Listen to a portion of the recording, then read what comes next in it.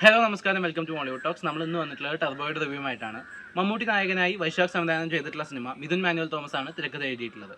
സിനിമയിലേക്ക് വരികയാണെങ്കിൽ ഒരു നാട്ടിൻപുറത്തുകാരനായിട്ടുള്ള നായക കഥാപാത്രം, ഒരു മാസ് അച്ചായ നായക കഥാപാത്രം, അയാൾക്ക് പറ്റുന്ന ചെറിയ ചെറിയ അമളികളിലൂടെ വലിയൊരു പ്രശ്നത്തിലേക്ക് എത്തുന്നതും അത് അയാളെ കൊണ്ടെത്തിക്കുന്ന സിറ്റുവേഷൻസും ഒക്കെയാണ് സിനിമയുടെ ബേസ് പ്ലോട്ട് എന്ന് പറയുന്നത്. ഇതിനകത്ത് നിന്ന് ഒരു ടെംപ്ലേറ്റഡ് മാസ് ആക്ഷൻ സിനിമയാണ് ടർബോ. സിനിമയുടെ ഏറ്റവും മികച്ചൊരു വശമായിട്ട് എനിക്ക് തോന്നിയത് ഒബ്വിയസ്ലി മമ്മൂട്ടി തന്നെയാണ്. മമ്മൂട്ടിയുടെ സ്ക്രീൻ പ്രസൻസ്, പുള്ളി സ്ക്രീനിലേക്ക് വരുന്ന ഓരോ സീക്വൻസിലും ആളെ വിട്ട് നമുക്ക് വേറെ അങ്ങോട്ട് നോക്കാൻ തോന്നാത്ത വിധം അത്രയും നന്നായിട്ട് പുള്ളി സ്ക്രീനിങ്ങനെ ഡോമിനേറ്റ് ചെയ്ത് നിൽക്കുന്നുണ്ട്, എപ്പോഴത്തെയും പോലെ തന്നെ. ആളുടെ കരിയറിൽ ഒരുപക്ഷെ ഏറ്റവും ഗംഭീര ഫൈറ്റ് സീക്വൻസുകൾ ഉള്ളത് ഈ സിനിമയിലായിരിക്കും. ഇതിലെ ക്ലൈമാക്സ് ആക്ഷൻ ബ്ലോക്ക് കിഡിലനായിരുന്നു.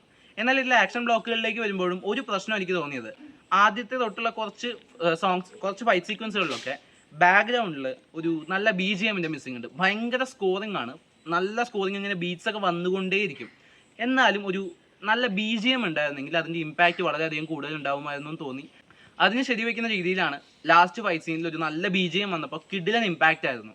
അതുകൊണ്ട് തന്നെ ആ അവസാനത്തെ ഒരു സീക്വൻസ്, ഒരു ചേസും ഫൈറ്റ് സീക്വൻസ് ഒക്കെ വരുന്ന കുറച്ച് ഭാഗം നല്ല എൻ്റർടൈനിങ് ആയിരുന്നു, നല്ല എൻഗേജിങ് ആയിട്ട് പിടിച്ചു നിർത്തുന്നുണ്ട്.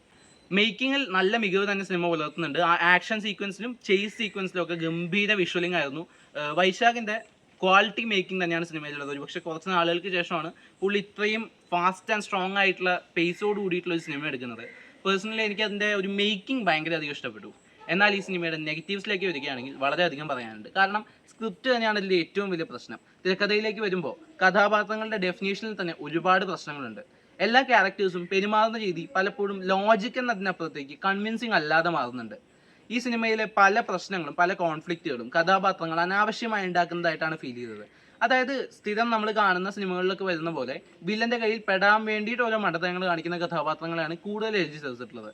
മിഥുൻ മാനുവൽ തോമസിനെ പോലെ ഒരു റൈറ്റർ കുറച്ചുകൂടി കഥാപാത്രങ്ങളെ ഡിഫൈൻ ചെയ്യുന്നതിൽ ശ്രദ്ധിച്ചിരുന്നു സിനിമ കുറച്ചുകൂടി ബെറ്റർ ആവുമായിരുന്നു എന്നാണ് തോന്നിയത്. എന്നാൽ സിനിമയുടെ ഏറ്റവും മികച്ച കഥാപാത്രമായിട്ട് എനിക്ക് തോന്നിയത് മമ്മൂട്ടിയുടെ ക്യാരക്ടറിന് മേളിൽ നിൽക്കുന്നത് വില്ലനായിട്ട് വന്നിട്ടുള്ള രാജ്ബി ഷെട്ടിയാണ്. ആ ക്യാരക്ടറിനെ എലിവേറ്റ് ചെയ്യുന്നത് പുള്ളിയുടെ ആറ്റിറ്റ്യൂഡും സ്വാഗും തന്നെയാണ്. ക്ലൈമാക്സ് ആക്ഷൻ ബ്ലോക്കിലൊക്കെ പുള്ളി തകർത്തിട്ടുണ്ട്. മമ്മൂക്കയുടെ ഒപ്പം നിൽക്കുന്ന സ്ക്രീൻ പ്രസൻസും പെർഫോമൻസും ആണ് പുള്ളി സിനിമയിൽ കാഴ്ചവെച്ചത്. സഹതാരങ്ങളിൽ ബിന്ദു പണിക്കരും അഞ്ജന ജയപ്രകാശും നല്ല പെർഫോമൻസ് ആയിട്ടാണ് തോന്നിയത്. ബാക്കിയുള്ളവരൊക്കെ ഒരു ഓക്കെ ലെവലിൽ മാത്രമേ ഉണ്ടായിരുന്നുള്ളൂ. ഇവരൊക്കെ അത്യാവശ്യം നന്നായിട്ടുണ്ടായിരുന്നു. അതിൽ തന്നെ ബിന്ദു പണിക്കരുടെ ചില കോമഡി സീക്വൻസുകളൊക്കെ നല്ല രീതിക്ക് തിയേറ്ററിൽ വർക്കൗട്ട് ആയിട്ടുണ്ട്. മമ്മൂക്കയുടെ സ്ഥിരം നിഷ്കളങ്ക കഥാപാത്രം ബേസ് ചെയ്തിട്ടുള്ള കോമഡികളാണെങ്കിൽ കൂടിയും തിയേറ്ററിൽ അത്യാവശ്യം തിരികെ ഉണർത്തുന്നതായിട്ടാണ് ഫീൽ ചെയ്തത്. സിനിമ ഓവറോൾ എനിക്ക് അങ്ങനെ നഷ്ടമായിട്ടൊന്നും തോന്നിയില്ല, വേർത്ത് വാച്ചാണ്. കാരണം ആക്ഷൻ ബ്ലോക്കുകൾക്കൊക്കെ വേണ്ടി കണ്ടിരിക്കാം.